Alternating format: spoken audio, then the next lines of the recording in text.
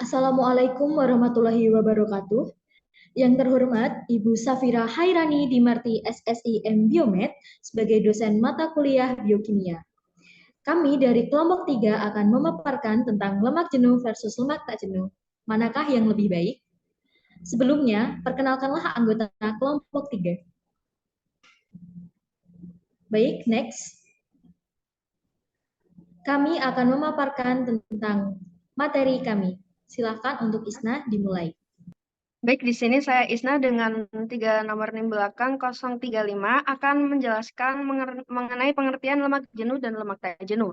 Lemak jenuh adalah jenis lemak yang tidak memiliki ikatan rangkap pada atom karbon, tidak peka terhadap oksidasi, dan cenderung meningkatkan kadar kolesterol total dan kolesterol LDL. Di sisi lain, lemak tak jenuh adalah jenis lemak yang memiliki ikatan rangkap pada atom karbon, lebih peka terhadap oksidasi, dan dapat membantu menurunkan kadar kolesterol total dan kolesterol LDL tanpa menurunkan kolesterol HDL. Next. Baik, saya Kaila dengan NIM 230902004. Di sini saya akan menjelaskan struktur senyawa kimia lemak jenuh. Asam lemak jenuh tidak memiliki ikatan rangkap. Oleh karena itu, asam lemak jenuh adalah asam yang jenuh dengan hidrogen karena ikatan rangkap mengurangi jumlah hidrogen pada masing-masing karbon. Masing-masing karbon dalam rantai memiliki 2 atom hidrogen, kecuali atom omega di ujung yang memiliki 3 hidrogen. Karena asam lemak jenuh hanya memiliki ikatan tunggal. Next. Berikut ada beberapa contoh senyawa kimia lemak jenuh. Next. Baik, selanjutnya saya Fenty dengan nomor belakang NIM 007. Asam lemak tak jenuh memiliki ikatan rangkap antar atom karbon yang dapat diubah menjadi ikatan tunggal dengan adisi atom hidrogen sehingga disebut tak jenuh. 2 atom karbon dalam rantai yang terikat di sebelah ikatan rangkap dapat membentuk konfigurasi cis atau trans. Next. Next. Asam lemak tak jenuh tunggal atau MUFA merupakan jenis yang memiliki satu ikatan rangkap pada rantai karbon dan termasuk dalam asam lemak rantai panjang atau LCFA. Ditemukan terutama dalam minyak zaitun, kedelai, kacang tanah, biji kapas, dan kanola. Minyak zaitun adalah contoh utama yang mengandung MUFA. Next. Asam lemak tak jenuh tunggal atau MUFA terutama asam oleat secara positif memengaruhi kadar kolesterol darah saat digunakan sebagai pengganti lemak jenuh, lebih efektif menurunkan kolesterol darah daripada asam lemak tak jenuh jamak atau PUFA. Hal ini membuatnya populer dalam formulasi makanan olahan. Next. Next. Saya Aisyah Putri dengan 3 NIM belakang 011. Selanjutnya saya akan menyampaikan kadar kolesterol dan kandungannya. Yang pertama, lemak jenuh. Batas konsumsi lemak jenuh adalah 10% dari total kalori per hari. Asupan lemak jenuh yang berlebihan dapat menyebabkan penyakit jantung, meningkatkan low density lipoprotein atau LDL alias kolesterol jahat. Dan selanjutnya, lemak tak jenuh. Batas konsumsi lemak tak jenuh adalah 30% dari total kalori per hari. Meskipun lemak tak jenuh baik untuk tubuh, namun asupan berlebihan juga dapat meningkatkan kolesterol. Meningkatkan high density lipoprotein atau HDL alias kolesterol baik dan juga mengurangi LDL. Next. Saya Isi Nur Alifah dengan 3 NIM belakang 038 akan memaparkan tentang perbandingan kolesterol pada lemak tak jenuh dan lemak jenuh. Jadi kesimpulan dari tabel adalah lemak jenuh memiliki kandungan kolesterol yang lebih tinggi dari lemak tak jenuh, serta beresiko lebih berbahaya bagi tubuh. Dari lemak tak jenuh, diketahui bahwa mengkonsumsi lemak jenuh tidak boleh lebih dari 10% kalori per hari karena dapat beresiko penyakit jantung. Sedangkan lemak tak jenuh dapat dikonsumsi maksimal 30% dari kalori per hari. Serta lemak jenuh dapat meningkatkan HDL yang dapat menurunkan LDL. Namun, mengkonsumsi lemak tak jenuh secara berlebihan tidak dianjurkan karena dapat meningkatkan kolesterol dalam darah. Perkenalkan, nama saya Dinda Amelsa dengan 3 NIM belakang 008. Selanjutnya yaitu sumber lemak jenuh dan tak jenuh.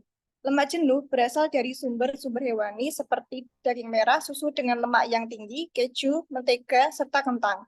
Sedangkan lemak tak jenuh ditemukan dalam minyak tumbuhan seperti minyak zaitun, kacang-kacangan, minyak canola, ikan-ikanan, biji-bijian, serta alpukat.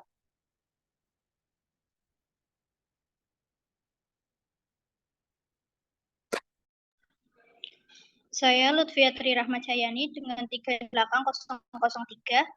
Selanjutnya ada manfaat lemak jenuh dan tak jenuh.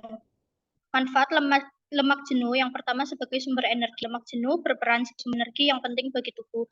Kedua, struktur sel. Lemak jenuh digunakan untuk membangun sel dan strukturnya. Yang ketiga, penyerapan vitamin. Beberapa vitamin seperti vitamin A, D, E, dan K lebih baik diserap oleh tubuh saat dikonsumsi bersama dengan lemak jenuh. Kemudian ada manfaat lemak jenuh. Yang pertama, kesehatan jantung. Lemak jenuh, terutama asam lemak tak jenuh tunggal dan poli tak jenuh, dapat membantu menurunkan resiko penyakit jantung. Yang kedua, menurunkan kolesterol.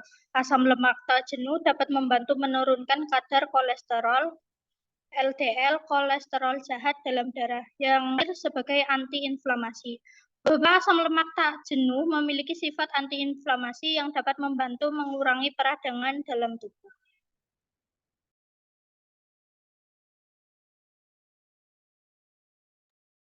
Saya Dewi Anatasari dengan NIM 3 NIM belakang 024. Selanjutnya yaitu pengaruh lemak jenuh terhadap kesehatan.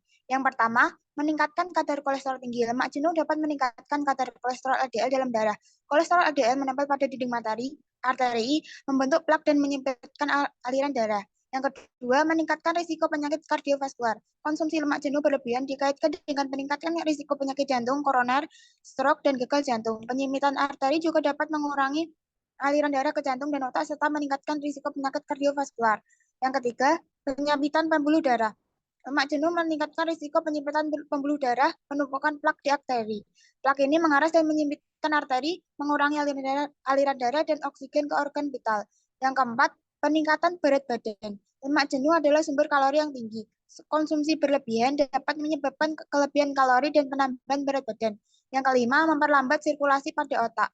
Lemak jenuh dapat mempengaruhi aliran darah ke otak. Hal ini dapat menyebabkan penurunan fungsi kognitif, demensia, dan penyakit Alzheimer.